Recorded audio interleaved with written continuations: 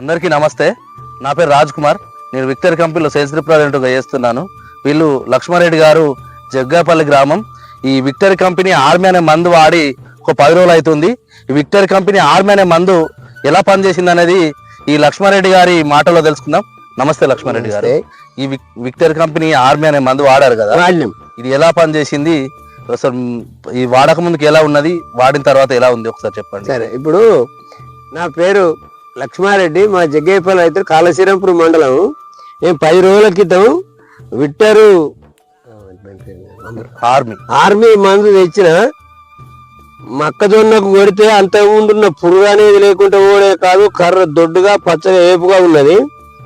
ఇది చాలా మంచి పని చేసింది.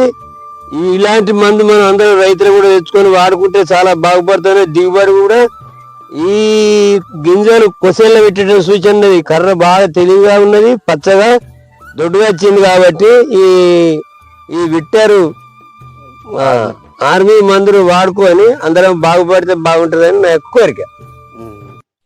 ఇది వాడక ముందు సన్న ఉండే కర్ర ప్లస్ పురుగులు ఉండే.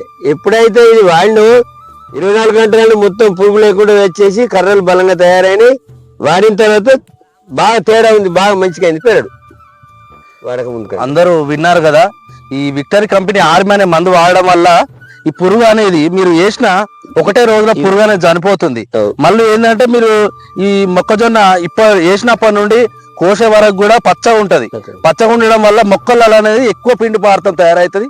గింజలలో పిండి పారుతం ఎక్కువ తయారు కావడం వల్ల ఎక్కువ గింజలు వెయిట్ వస్తాయి. గింజలు ఎక్కువ వెయిట్ రావడం వల్ల ఎకరాన్ని ఒక 5-6 క్వింటాల దిగుబడి కూడా పెరుగుతుంది. అంటే పురుగు సమస్య పోవడంతో పాటు ఈ దిగుబడి కూడా పెరిగే అవకాశం చాలా ఎక్కువ ఉన్నది. అందుకే మిగతా రైస్ సోదరులు కూడా విక్టరీ కంపెనీ ఆర్మీ అనే మందు వాడుకొని మీరు అధిక దిగుబడులు సాధించుకోవాలి, పురుగు సమస్య కూడా పొడగొట్టుకోవాలని కోరుతున్నాము. ఒకసారి ఇక్కడ ఫీల్డ్ కూడా చూడొచ్చు, ఎంత మంచిగా ఏపుగా దృఢంగా కూడా వచ్చింది మొక్క. ఒకసారి చూడండి, చాలా బాగుంది. పురుగు అనేది లేదు, మళ్ళీ మంచిగా దృఢంగా వచ్చింది మొక్క కూడా. ఒక్క నెల రోజుల వరకు ఇది ఆల్రెడీ కంకి అవుతుంది, అంత బలంగా ఉన్నది. ఒకసారి చూసుకోవచ్చు, మంచిగా దృఢంగా వచ్చింది మొక్క కూడా. ఇంకా అయితే దొడ్డు. ఇది మందే అట్లాంటిది, బలమైన మందే బలమైంది.